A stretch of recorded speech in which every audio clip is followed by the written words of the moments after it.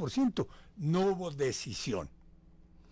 Entonces, no es válido, como no hablo de los colegas esta noche, decir que quienes no votan están facilitando la corrupción o promoviendo la corrupción o estimulando a los corruptos. No, están ejerciendo un derecho ciudadano que tiene efectos jurídicos. Por eso, es más, muchos sectores de opinión cambian, votan o no votan según el contenido del referendo o la consulta popular. Yo encontré que día unos dirigentes sindicales, amigos personales, hablamos del tema y les dije, perdón, ustedes en el 2003 invitaban a no votar el referendo, ahora están invitando a votar la consulta popular. Dos posiciones legítimas, no son contradictorias, todo depende del contenido de la propuesta que esté sobre las urnas. Siendo entonces válido desde el punto de vista político y jurídico la abstención, a mí me llaman la atención varias cosas. Primera, que no se haya hecho una encuesta sobre qué porcentaje de ciudadanos participaría en la consulta del próximo domingo. Aquí nos saturan a los ciudadanos con encuestas de opinión. Cuando hay elección de alcalde, cuando hay elección de gobernador, todas las encuestadoras intervienen, todos los medios de comunicación, y yo no conozco una encuesta que nos diga, va a votar el 40% del censo electoral, el 80%, hasta el momento, silencio total. Me llama la atención también que haya pasado desapercibida una declaración del señor registrador del Estado Civil, que la hizo el martes o miércoles de esta semana al periódico El Tiempo. Dijo expresamente, no lo ha repetido, pero eso me parece de extrema gravedad, dijo que el voto nulo se iba a tener en cuenta para determinar el umbral de participación. Eso me parece de extrema gravedad, porque si se va a hacer así en esta ocasión, habrá que hacerlo en adelante para todas las votaciones que haya. El voto nulo se cuenta como un voto válido, igual al voto del sí o el no, al voto por uno u otro candidato. Cada vez que haya necesidad de un umbral, se tiene en cuenta el voto nulo. Aquí hubo un debate sobre el voto en blanco, si era voto válido o no, y se decidió que es voto válido, con toda razón, pero darle validez al voto nulo para efectos de conformar un umbral, me parece que es tratar de amañar el resultado. Yo sé que no se va a producir. Voy a decir una cosa. Otra cosa.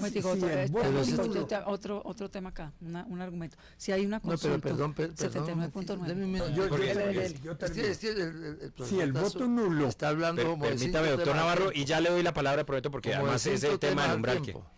Si el voto nulo hubiera sido válido en el referendo del 2003, seguramente hubieran aprobado los colombianos el referendo del gobierno de la época. Doctor Antonio Navarro, ¿qué vale su lectura sobre el tema del umbral? Rápidamente, no voy a hacer una intervención larga, pero quiero decirles que yo tengo una posición en favor de la democracia participativa muy clara. Yo creo que nosotros debemos hacer un esfuerzo grande, los colombianos, más allá de la posición que tenemos frente a cada mecanismo de participación, para que aquí podamos avanzar de la democracia representativa a la democracia participativa. Y la consulta popular, si ayudamos a que fracase no votando, porque evidentemente tiene un valor jurídico la abstención, pues estamos debilitando la democracia participativa. Y luego estamos debilitando la modernización de la democracia. En muchos países del mundo se votan muchas cosas, además de elegir representantes, y eso está bien, esa es la democracia moderna, esa es la democracia contemporánea. De verdad que yo sí creo que aunque tenga un valor jurídico, la manera de oponerse a la consulta anticorrupción no es no votando, porque debilita la democracia participativa, es votando no, porque decimos no estamos de acuerdo con la consulta, yo sí estoy de acuerdo, pero los que no están de acuerdo, pero no debilitamos la democracia participativa, que es, creo, un avance importante que necesita la democracia colombiana. Y creo que eso es lo que tenemos que tener en la cabeza. Aquí no se está jugando solamente un determinado temario, sino un instrumento de democracia participativa que no podemos dejar que le vaya mal, porque entonces nadie más se va a atrever en el futuro a usarlo. Y lo que necesitamos es que haya cada vez más democracia participativa en el país. Poli, no parece tarea fácil conseguir esos 12.140.000 votos, ¿no? Mire, de acuerdo con una opinómetro de Datexco, puede que no ser una encuesta formal, pero sí hay cifras y habla del 77.9% de los encuestados van a salir a votar, según esta encuesta del 17 ¿Qué de agosto. porcentaje, perdón? 79.9%. Excelente. Perdón, 77.9%. Entonces ahí hay una cifra que le puede servir de referencia. Y de pronto pues hacer la encuesta a todo, no sé si es si hay necesidad de hacer la En encuesta a general las todo. encuestas las hacen los mismos candidatos. Sí. Y como aquí no hay reposición de gastos de campaña, este se la pone en duda. Nadie la va a pagar. No hay doliente. participativa. No hay un Nadie la va a doliente. pagar. No hay reposición de gastos de campaña. No se puede hacer el mismo día coincidiendo con otra elección. Para que fuera más Tiene un barato. umbral. Imagínese usted, para que pase, tiene que saber más votos que los conseguidos por el presidente presidente Duque. Duque. Ujú. Más que el En cambio, en presidente. una elección presidencial, así voten el 10%, se elige presidente. De verdad que se le han puesto unas exigencias muy fuertes a la democracia participativa, y yo creo que eso está en contra de lo que es el espíritu de la modernización del país, y es que muchas decisiones puedan ser consultadas directamente al ciudadano, y de esa manera se enriquece la democracia. Mario, ¿qué cree que va a pasar con el umbral? Está muy complicado. Creo que la legislación es un palo en la rueda, como pasa con casi todas las iniciativas populares en nuestro país, con las revocatorias, lo que ha pasado con las iniciativas populares contra el toreo, lo que ha pasado con varias iniciativas populares contra la minería y el fracking. Lo que ha pasado contra varios alcaldes. Las iniciativas populares en nuestro país suenan muy bonito en el activismo. en el activismo y en el papel, pero en la práctica tienen todas las dificultades, tienen todos los palos en la rueda, y para colmo, en esta particularmente, como decía el ex senador Navarro, como no había un grupo interesado más allá de quienes presentaron la iniciativa de la consulta anticorrupción. No hubo una pedagogía de parte del Estado, que es su obligación. Solo hasta estos últimos días uno podía ver en la página de la registraduría un componente didáctico para aquellas personas que tenían algunas dudas, pero el Estado no se dio la pela por hacer la comunicación política adecuada para decirle a los ciudadanos pros y contras de la consulta, y se dejó acallar este gobierno entrante por las voces aplastantes que iban en contra de esta consulta anticorrupción, y que en cambio presentaron 4 proyectos anticorrupción, ¿verdad? Por aquello de llevarse la titularidad, por aquello de robarse el protagonismo, por aquello de llevarse el proselitismo, 3 de los cuales están en la consulta anticorrupción. Y que después tuvo que retirarlo, ¿no? El proyecto. Correcto. Actualmente, digamos, dentro de los que se plantean presentar, todavía está lo de los 3 periodos, está lo de levantar la reserva de la declaración de renta, etcétera. Entonces, en esta idea lo que se ve es una pugna del actual gobierno por robarse el protagonismo, pero no es ni siquiera contra la consulta anticorrupción. En el ámbito político sí, en cambio, existe ese susto, ¿no? Refrendado en una frase que hoy tiene que llamarnos mucho la atención, esa frase que dijera por allá un presidente del Congreso hace muchos años: si no cambiamos, nos cambian. Y yo creo que llegó la hora de cambiarlos. Eso es lo que dijo Fabio Valencia Fabio Cosio en la toma de posesión del entonces sí. presidente Pastrana. Pero les consultaba sobre las normas, senador Navarro. Muchos dicen que esto ya está incorporado dentro de nuestra normatividad y que lo que necesitamos es empezar a aplicarlos. Casi ninguna, mire.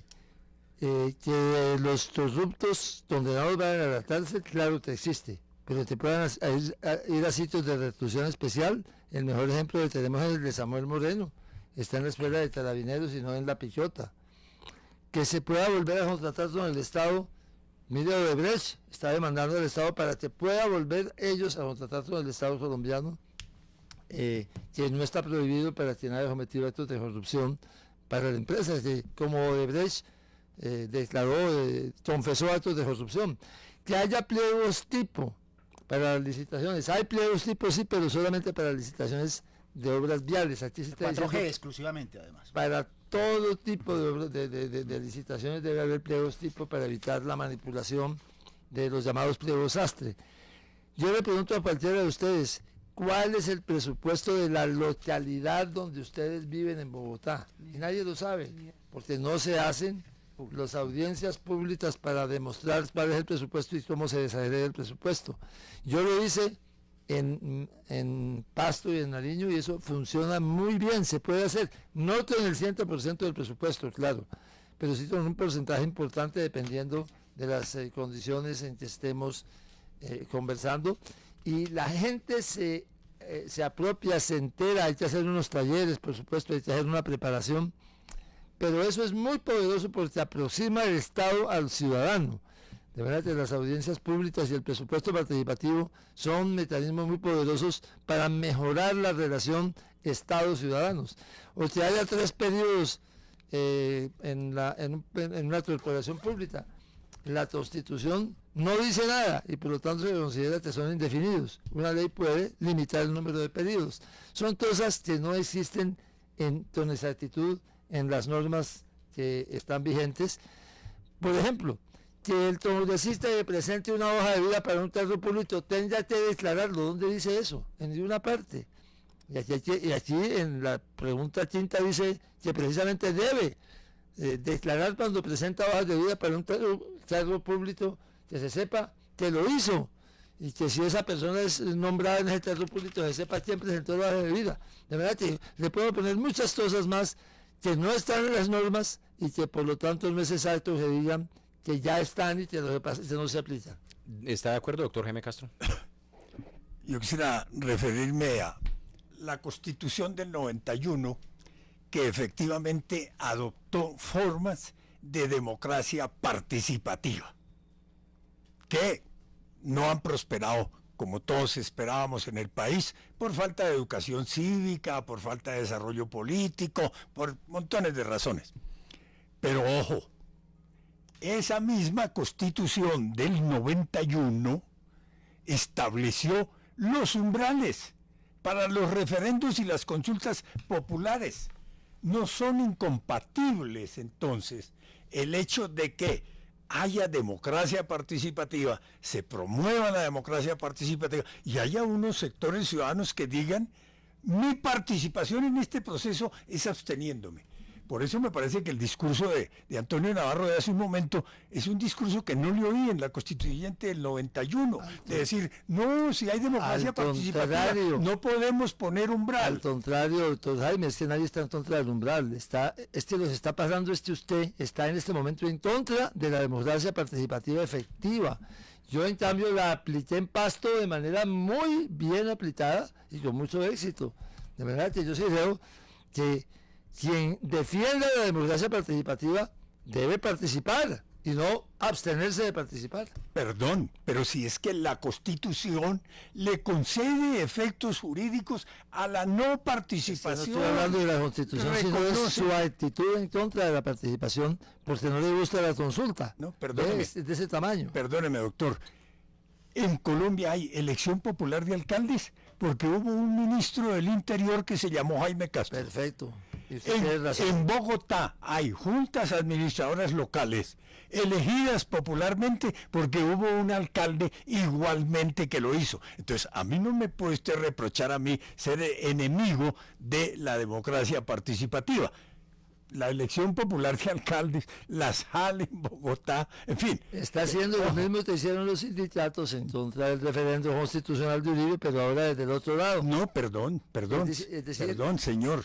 Absténganse, señores. No, está diciendo en el fondo absténganse, advertí señores. que no iba a invitar a abstenerse ni a votar, no que esperaba que me convencieran, pero las razones jurídicas que da Antonio Navarro son completamente equivocadas. Acaba de decir, solo hay pliegos tipo para los contratos de obras públicas.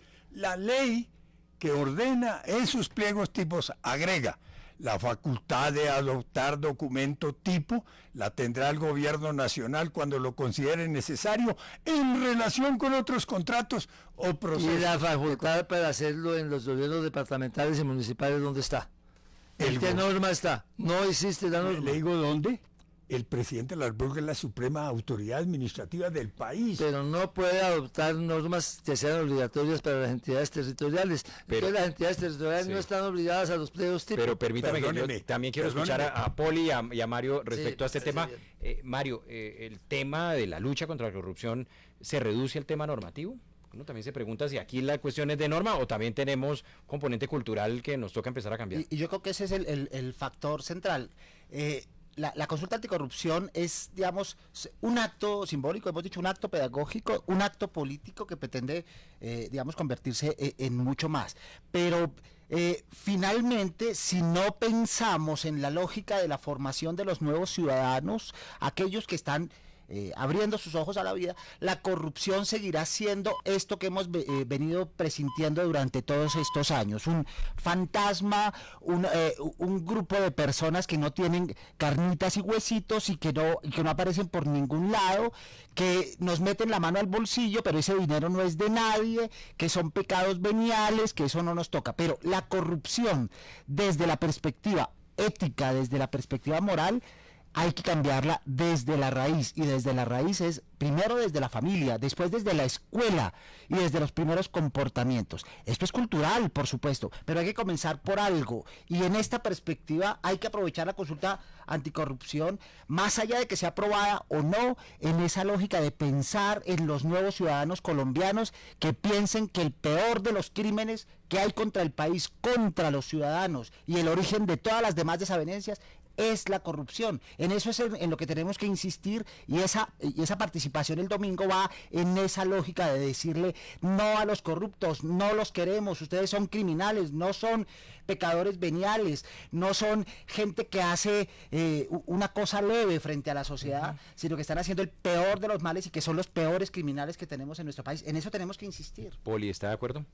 Sí, estoy de acuerdo. Yo creo que hay un paso fundamental. Esto nos podría en este momento unir un poco como país alrededor de un tema, ya que estamos divididos frente a muchos otros. Creo que este es uno de unidad. Y lo otro es que yo creo que puede motivar regionalmente y localmente a que la gente realmente haga control. La gente tiene muchas dificultades para controlar a su alcalde, para controlar a los ediles, para controlar a todas las instancias del gobierno local, y eso se ve, o sea, lo que ha sucedido a lo largo y ancho del país con todos los carteles que van desde la justicia hasta o sea, hay cartel para todo en este país. Lo único que evidencia es que la Constitución del 91 y las leyes y todo lo que los expertos constitucionalistas saben y los abogados, a la hora de la verdad, no se traduce en hechos que vayan en contra de la corrupción en este país. ¿Cómo se llama esto? La degradación del país es realmente marcada. Entonces me parece que salir y votar y promover que la gente se pronuncie a favor o en contra de las preguntas, pero que participe, es fundamental. Creo que quedarnos en los textos y en los libros no nos está llevando a ningún lado. Que tome posición. 7:32, hacemos una pausa y ya continuamos adelante. Ya regresamos en Voces RCN.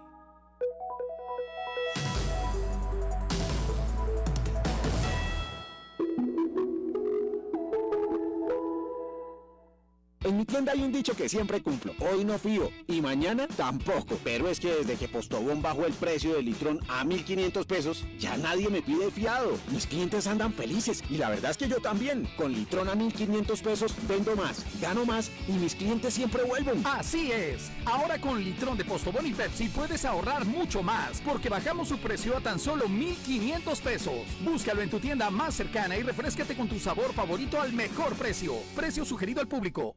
Usted escucha Voces RCN. 7:33 PM. El ministro de Comercio estuvo en la ciudad de Ibagué y desde allí hizo anuncios para acompañar a las pequeñas y medianas empresas. La información desde Ibagué. El ministro de Comercio, Industria y Turismo, José Manuel Restrepo, afirmó en Ibagué que el gobierno nacional prepara en 2 semanas un paquete de incentivos para estimular la creación de nuevos empleos. Las medidas beneficiarán especialmente a las MIPYMES. Hemos venido en estas semanas desarrollando nuevas líneas de crédito subsidiado y blando para el desarrollo de las MIPYMES, y simultáneamente tenemos que animar a más jóvenes a ser parte de eso que se llama la economía naranja, esa economía de las industrias creativas en donde los jóvenes puedan generar empleo para ellos mismos y para más. Pero la única forma es a través del desarrollo empresarial. De igual manera, el ministro de Comercio señaló que se adelanta un diagnóstico de manera coordinada con diferentes sectores productivos para lograr disminuir los trámites innecesarios que obstaculizan la competitividad de las empresas.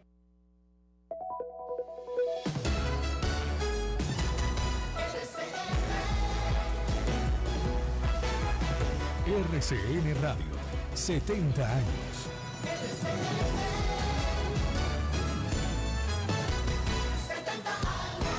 Los vivimos contigo. Llegó el nuevo Hit Maracuyá con mucha más fruta, para que disfrutes todo el sabor del maracuyá en una sola botella. Pruébalo en su presentación PET 500 mililitros por solo 1.800 pesos. Nuevo Hit Maracuyá, con mucha más fruta y todo el sabor del maracuyá. Pruébalo ya. Precio sugerido. Hit Maracuyá contiene 50% más fruta comparado con otro producto de la misma categoría. ¿Recargarse con cualquier bebida y cualquier energía? No, cámbiate ya a Speedmax. Con Speedmax la energía se siente. Muévelo, muévelo. Con Speedmax la energía se disfruta. Con Speedmax la energía se contagia. Se armó el parche, nos vamos ya. Por eso cámbiate a la buena energía de Speedmax, la bebida energizante con cafeína natural, pulpa de chontaduro y borojó, extracto de guaraná y extracto de té. Pídela en lata y botella por solo 1.000 pesos y en botella más grande por solo 1.500 pesos. Recarga tu vida. Speedmax. Contenido elevado de cafeína, 16 miligramos por cada 100 mililitros. La bebida energizante no previene los efectos generados por el consumo de bebidas alcohólicas. No se recomienda el consumo de bebidas energizantes con bebidas alcohólicas. Este producto solo podrá ser comercializado, expendido y dirigido a la población mayor de 14 años. Este producto no es recomendado para personas sensibles a la cafeína.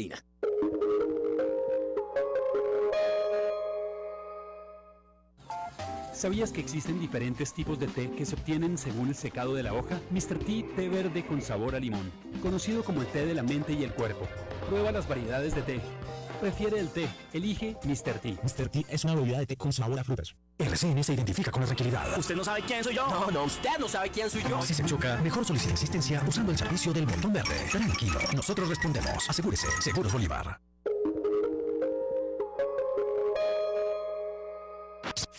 Dimonix, giros, pagos y recargas.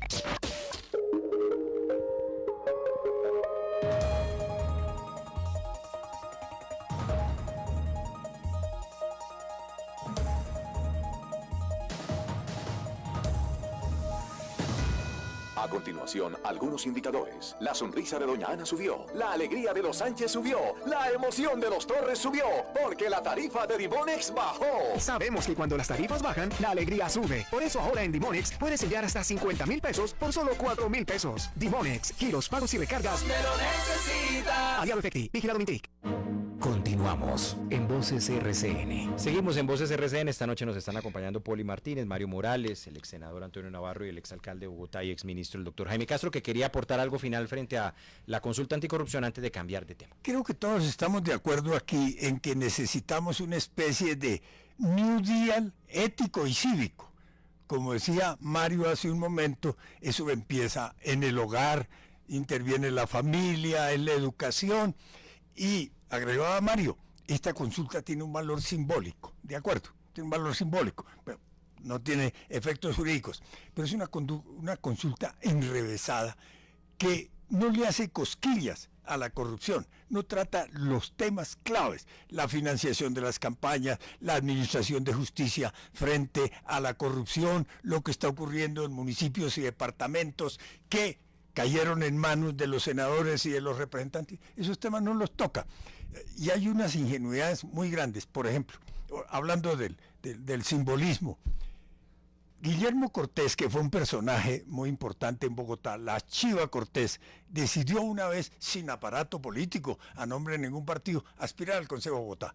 Hizo un magnífico tema publicitario. Me mamé de la corrupción. Y fue elegido con muy buena votación, porque la gente decía así, me mamé de la corrupción. Puramente simbólico. Eso no evitó el carrusel de la contratación en Bogotá. Eso no sirvió para nada. Yo creo que esta consulta tiene lo mismo. Por ejemplo, decimos, hay que bajarle el sueldo a los parlamentarios. Eso tiene que hacerse a través de ley. Yo creo que reforma constitucional, pero Antonio Navarro dice a través de ley. Ojalá lo siguiente. Todos los senadores y representantes se declaran impedidos para votar ese proyecto de ley por un conflicto de intereses. Es su propia situación personal. Entonces, ¿quién va a aprobar esa ley? El presidente por decreto ley. Queda la opción del presidente.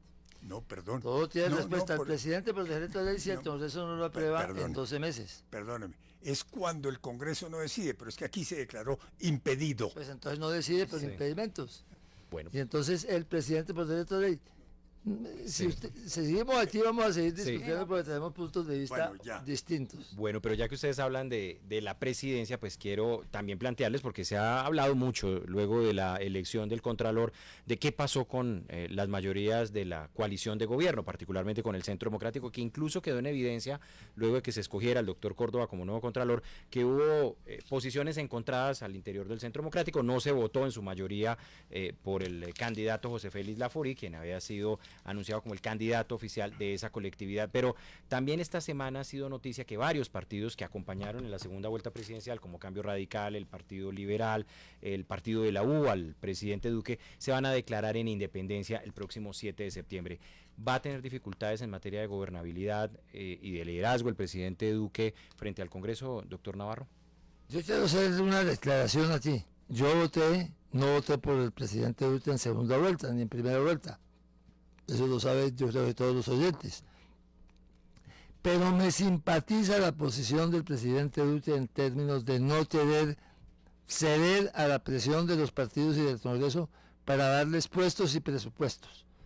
Ha dicho: no voy a dar mermelada, organización de gobierno con la coalición que lo apoyó desde el principio, y eso me parece que es correcto, eso hay que hacerlo, y yo apoyo esa posición del presidente Duque. Me parece que eso que hace rato debe hacerse en el país. Poli Martínez, ¿va a enfrentar dificultades en materia de gobernabilidad, eso que llaman la gobernabilidad del presidente Duque? Pues yo creo que sí, todo parece indicar que han entrado otra vez en juego las fuerzas que estaban antes, específicamente en el caso de Germán Vargas, pues que movió toda su maquinaria y el poder que tiene en el Congreso.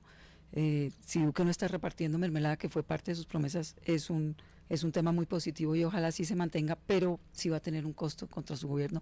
Y además porque así ya hayan salido a desmentir y decir que no hay ninguna fractura en el Centro Democrático, no se siente que haya una unidad de partido de gobierno en la Casa de Nariño y en el Congreso. Parece que son dos agendas o que se complementan y no hemos entendido muy bien cómo, o son agendas que están tomando caminos distintos. Mario Morales, ¿hay división entre el Centro Democrático y lo que ocurre en la Casa de Nariño?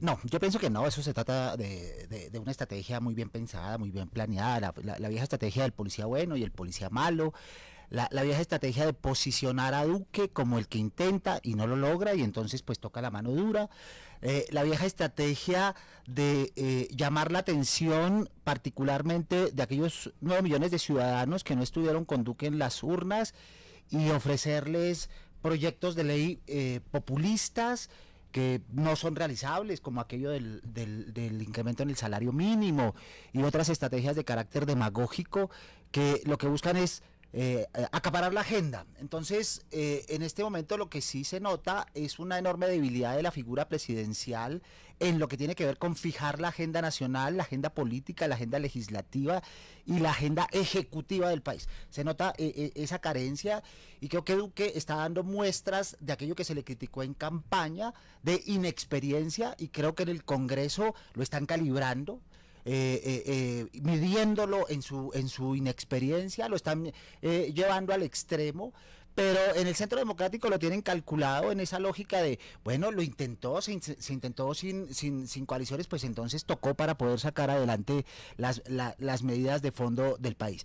Pero realmente preocupante, digamos, el ejercicio presidencial en estos primeros días, digamos, se siente un presidente aislado, un presidente distante, un presidente apabullado por la figura de Uribe. Lo que uno presentía era que Uribe iba a manejar el gobierno desde atrás, entre bambalinas, y no de esta manera tan rústica y tan fuerte, que está dejando muy mal parado al presidente Duque, como lo muestra la última encuesta de Jan Haas y esa descolgada de los 12 puntos, que es un poco el sentir nacional frente a una figura verdaderamente, digamos, de autoridad y de respeto que en este momento no concita el presidente Uribe. Jaime Castro, ¿le están midiendo el aceite en el Congreso al presidente Duque?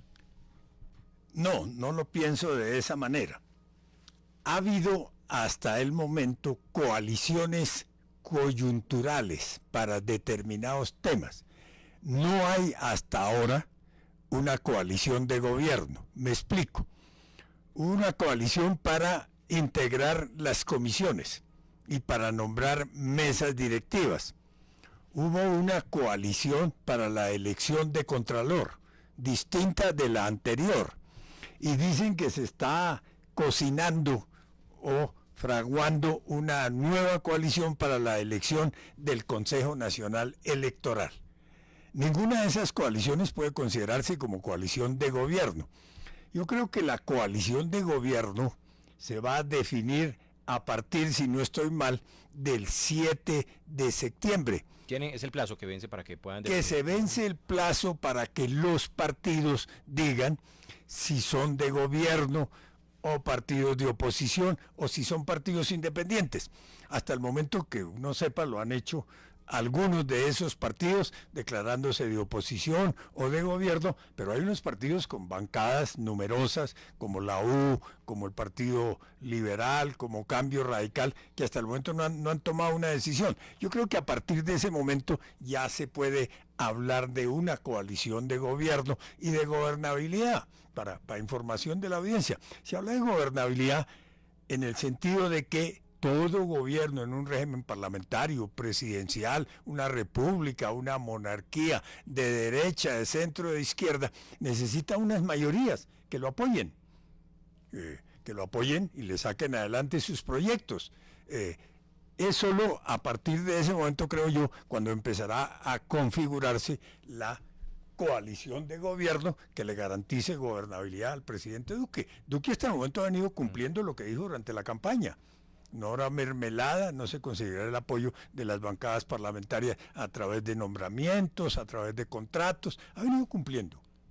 Ahora, Antonio Navarro. Lo que aspiramos los colombianos es a que yo creo eso que se sí es cumpla verdad, ha durante venido 4 cumpliendo, años. pero evidentemente uno siente cierta molestia en algunos de los partidos políticos, porque pues ya nombró el gabinete, ha nombrado a casi todos los altos funcionarios del Estado, y no ha salido de los nombramientos de los dos partidos de la coalición inicial, Centro Democrático y Partido Conservador.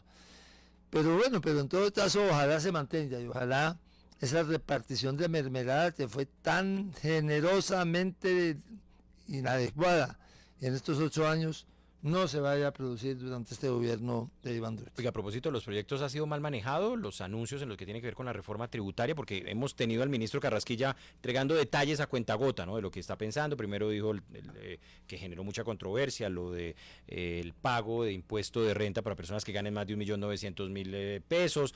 Luego también el anuncio esta semana sobre elevar el IVA o ampliarlo a todos los productos de la canasta familiar. ¿Está siendo errático el ministro frente a la presentación de ese proyecto? Evidentemente la idea de ponerle IVA a productos de la canasta familiar está en contra de la manera como el Centro Democrático votó la reforma tributaria del 2016. En el 2016 el Centro Democrático se opuso claramente, como también nos opusimos otros, al aumento de IVA del 16 al 19% por los efectos que tenía ese IVA sobre la demanda interna. Iba a castigar a los ciudadanos, e iba a disminuir la demanda interna y iba a tener efectos negativos para el crecimiento de la economía. Por eso ahora yo lo que siento es que frente a la necesidad de recursos fiscales que tiene el gobierno, pues están explorando, pero esa de la canasta familiar de IVA, la canasta familiar con devolución, creo que no le salió bien. La reacción ha sido muy negativa, pero yo creo que él está soltando estas ideas para explorar un poco el efecto sobre la opinión pública. Poli Martínez, ¿está de acuerdo con el senador Navarro? Sí, el problema es que el efecto sobre la opinión pública empieza a ir en contra del propio gobierno. Entonces no es tan fácil y es una sensación como, no sé si se acuerdan ustedes cuando se sentaban al borde de un trampolín en una piscina y si se lanzaban o no los iban a empujar o qué iban a hacer. Es como esa sensación de qué va a pasar, dónde nos están empujando, hacia dónde vamos. No se siente bien. Del ministro a ver cómo pues, pero reacciona uno no puede, la opinión pública. Pero uno no puede tener a la opinión pública a punta de globos. Me parece muy irresponsable cuando deben presentar una política fiscal y una política económica que sea más seria que los globos. Para la inversión extranjera, pues tampoco es claro. Entonces, ¿qué pasa? Hoy empieza con estos globos y mañana es que otros globos van a lanzar. Me parece poco acertada la forma y no sé si es como también el cuento de su mamá se subió al tejado para avisar pues la caída de lo que viene a todos los colombianos de pagos. Mario, ¿estarán echando globos? ¿Se está equivocando en la comunicación del ministro? No se está equivocando desde la perspectiva política. No hay que olvidar, en el gobierno Uribe, los dos gobiernos Uribe, Carrasquilla hizo 8 intentos de reforma tributaria y todos los anticipó con sondas de opinión. No se nos puede olvidar esa dupla Carrasquilla-Bermúdez. Mientras Carrasquilla lanzaba globos de ensayo, Bermúdez medía la incidencia en la opinión pública del 2002 al 2010. Es una estrategia de propaganda política que tiene un enorme costo, pero que tal como está lanzada en el actual gobierno, cubre la perspectiva de las 3 bandas. La primera perspectiva, esa que mencionábamos, de alguna manera calentarle el oído a quienes desde ciertos sectores sociales están inconformes o no votaron o no están de acuerdo con la perspectiva ideológica del actual gobierno, entonces calienta el oído y eso de alguna manera tiene incidencia en el futuro, pero por otro lado sí explora y pone a hablar a todo el mundo de lo mismo, se adueña de la agenda temática, se nutre y finalmente sale como héroe porque toma la decisión de no asumir ese proyecto de ley, escuchando supuestamente la voz ciudadana. Esa es una vieja estrategia de propaganda política de muchos gobiernos aquí en nuestro país. Samper y Peñalosa son expertos en esos globos de ensayo, de poner a hablar a la gente del asunto, poder a medir la percepción de las audiencias y después salir como héroes a decir que sí o que no, de acuerdo con la decisión o de acuerdo con el alma colectiva. Miren, en estos últimos minutos que nos quedan de esta parte del programa, quiero preguntarles por la situación dramática, la situación humanitaria de los millones de venezolanos que ya han huido del régimen de Nicolás Maduro. Ha sido noticia porque Ecuador y Perú han tomado la decisión de exigir el pasaporte para el ingreso a esos países, a los ciudadanos venezolanos. Además, las imágenes han sido dramáticas de niños, de mujeres, de hombres caminando para intentar llegar a las fronteras de Ecuador y de Perú. En las últimas horas Ecuador, o la justicia de Ecuador, tomó la decisión de suspender temporalmente esa medida mientras se adoptan otras para hacerle cara a esta crisis migratoria. Colombia ha dicho que estas decisiones por parte de Ecuador y Perú pues van a elevar la presión también sobre nuestro país, pero por lo pronto no se van a tomar medidas frente a ese tema y se seguirán recibiendo a los venezolanos que siguen huyendo procedentes del vecino país. Jaime Castro, ¿está haciendo bien Colombia o qué tiene que hacer para hacerle frente a esta crisis? Bueno, el problema o el drama mejor humanitario de los venezolanos desplazados adquirió una dimensión regional muy grande. Por eso hizo bien, creo yo, el canciller Carlos Holmes Trujillo yendo a Naciones Unidas y pidiéndole al secretario general de esa entidad que el tema tenga un tratamiento multilateral. De enviado especial, además. Que tenga un tratamiento multilateral, que intervenga en Naciones Unidas, porque el tema no se puede seguir manejando en las relaciones Colombia, Venezuela, Brasil, Venezuela, Ecuador, Venezuela, por las dimensiones que ha adquirido el problema. Entiendo, hay que esperar a verle la información del canciller Holmes Trujillo, qué fue exactamente lo que consiguió en Naciones Unidas, cómo va a intervenir Naciones Unidas, porque el tema ya inclusive supera a la OEA, en la medida en que la OEA tiene muchas dificultades con el gobierno Maduro, ahí hay una confrontación, pero con Naciones Unidas no. Yo creo que ese es el tratamiento válido. Además, Colombia ha dicho que no nombrará embajador, que no tendrá embajador, entonces se requiere la presencia de Naciones Unidas. Además, se asume que Naciones Unidas tiene los recursos para esos efectos. Recuerdo en estos días se vi la noticia de que en Brasil había habido un choque físico entre población del Brasil y venezolanos. Unos desalojos porque habían armado allí unos cambuches y llegó la fuerza pública también para desalojar a esos venezolanos. Y la verdad es que sí, este es un problema que no se puede manejar ya en el ámbito de los países solamente de la región. Me parece indispensable que empiece a entenderse, es un problema de migración de tal magnitud que necesita una participación más amplia de Naciones Unidas. Estoy de acuerdo totalmente con eso. ¿Y Colombia lo está haciendo bien? Bueno, hasta ahora en general los colombianos han sido solidarios con los venezolanos, hemos sido solidarios, pero yo estoy caminando por la calle, me encuentro gente que ya está molesta realmente, porque están quitando el empleo, porque se consideran una competencia que se ofrece para trabajar más barato, porque la situación de la economía colombiana no está en un buen momento tampoco, estamos creciendo muy lentamente en la economía. Entonces, si no le ponemos una atención como merece el tema, puede también haber aquí aún el crecimiento de un chauvinismo y de un rechazo a la presencia de los venezolanos en el país. Mario Morales, ¿está manejando bien Colombia esta crisis?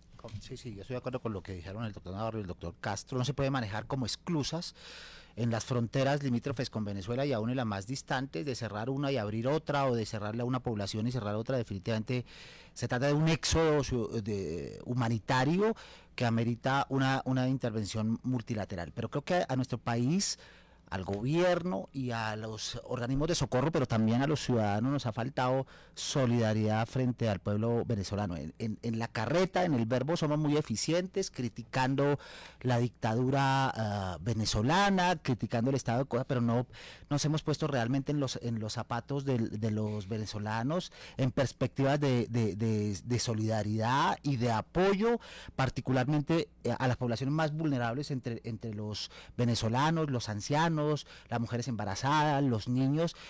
Miramos con una indiferencia medio xenófoba lo que está pasando con Venezuela, y realmente no nos hemos metido en los zapatos del drama venezolano. Criticamos a Maduro, pero nos quedamos en el verbo, y creo que nuestro país, el gobierno, los organismos de socorro y los ciudadanos tienen que apoyar decididamente a los venezolanos desde el punto de vista humanitario, con el fin de que puedan salir de la crisis, particularmente quienes ya se encuentran en nuestro territorio. Poli Martínez, usted tiene que reportar esto permanentemente para ABC, usted que es la corresponsal de ese diario español. ¿Cómo está viendo el tema?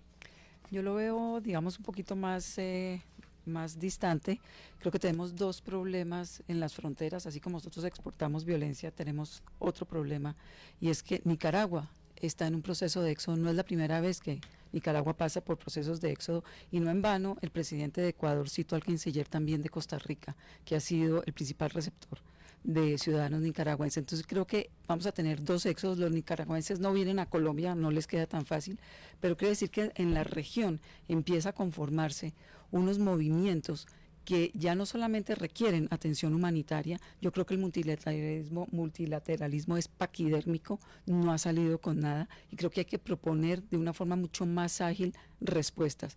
En Perú empieza a haber limitaciones. Ecuador temporalmente suspendió el tema de la pasaporte. Chile ya ha puesto restricciones de visado. Argentina y Uruguay todavía están abiertos a la recepción, pero también tienen problemas económicos. Entonces creo que si hacemos un zoom hacia arriba, el problema en la región es que va a ser un tema de seguridad, y los gobiernos se debaten entre atender las necesidades internas y de su población, y por el otro lado el pudor que da no atender a una diáspora y a un éxodo venezolano como el que está sucediendo. Creo que hay mucho doble mensaje. Creo que de boca para afuera uno es el discurso, y a la hora de la verdad es muy complicado atenderlo. Se requieren recursos. Estados Unidos ya no es un parámetro, o sea, ha dado recursos, pero Estados Unidos no va a recibir esta población. Nos encontramos con unas condiciones muy distintas a los 80, de los 90, cuando las grandes migraciones no se encontraban el muro y el tipo de política que había en Estados Unidos. Entonces nos vamos a quedar nosotros en América Latina con ese tema, y lo tenemos que resolver. Se va a volver un poco más pesado para todos. Poli Martínez, Mario Morales, Antonio Navarro, Jaime Castro, gracias por habernos acompañado esta noche en Voces RCN. Alejo, 10 segundos. segunditos. Escriben a través de redes sociales para denunciar que entidades de formación superior no quisieron aplazar clases el domingo, día de la consulta anticorrupción. Yo dejo aquí los daticos para que indaguemos. Mencionan entre otras a la ESAP, que no quiso cambiar sus horarios, y eso va en contravía de la democracia y de la participación ciudadana. Ahí queda entonces la denuncia. 7:58, ya continuamos a adelante. Votar, sí o no, pero a votar. 7:58. Ya regresamos en Voces RCN.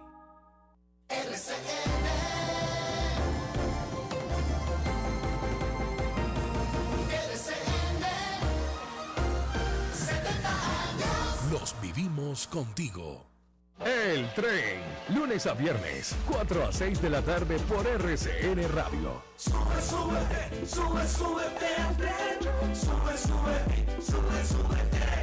Este tren tiene amor y también información, con asiento por favor.